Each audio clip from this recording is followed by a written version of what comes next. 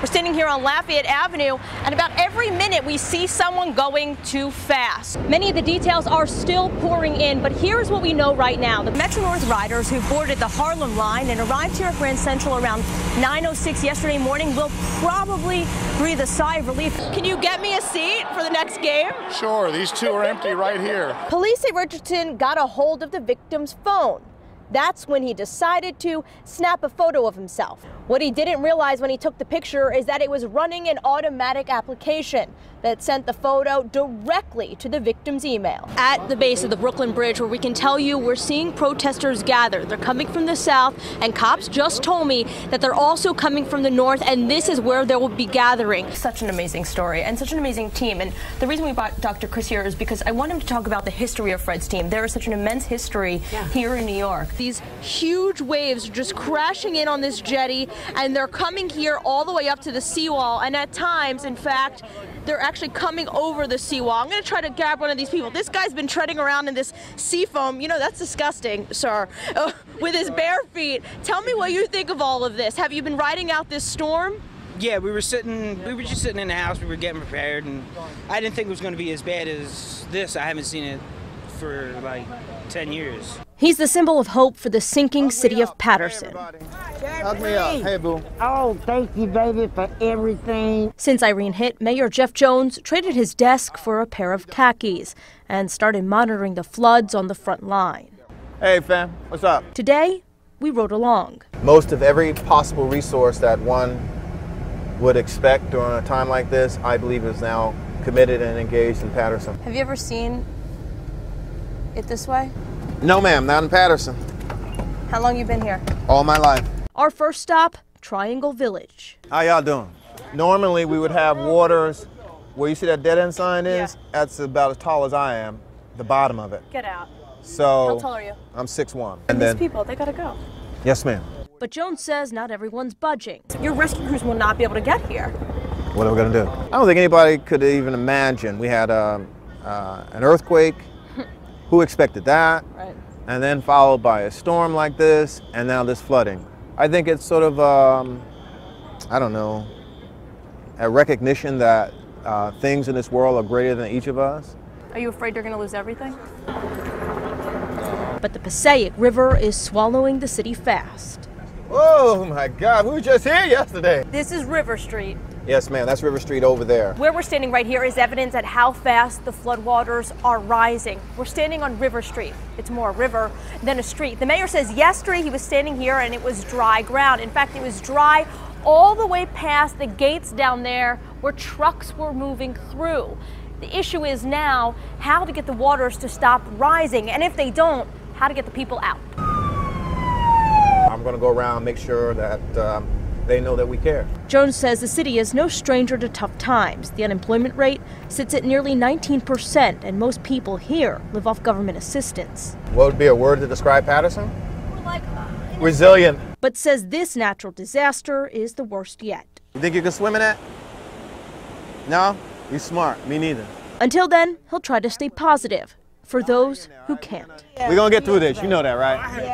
All right. Stephanie Tsoflias, Pix 11 News. Stephanie Tsoflias is live in Brooklyn with the tragic details. Stephanie? Well, Jody, with the sun down and bright lights shining on this building behind me as the fire investigation gets underway, it's eerie almost to see how unscathed this building was, knowing how damaging the fire inside ended up being, devastating a family, a local fire company, and the entire New York City Fire Department.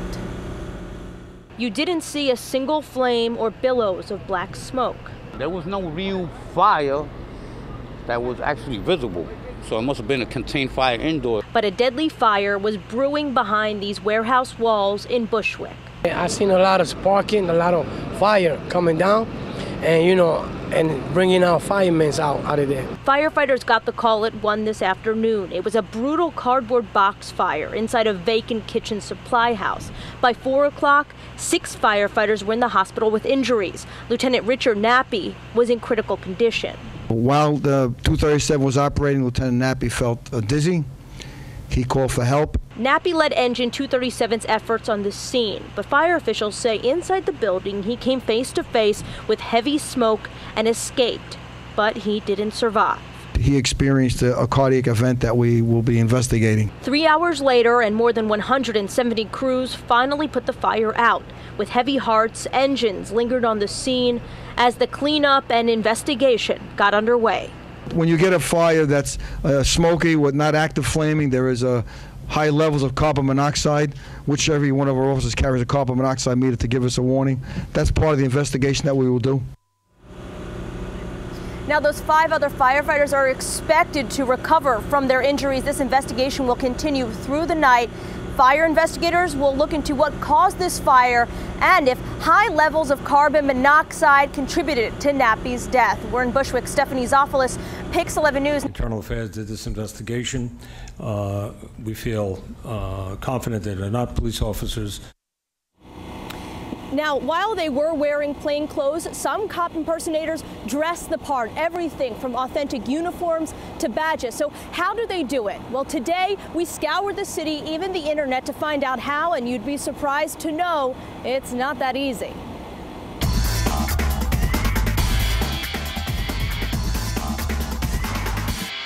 It's easy to spot a cop, but dressing like one can get tricky. Everything in here is official.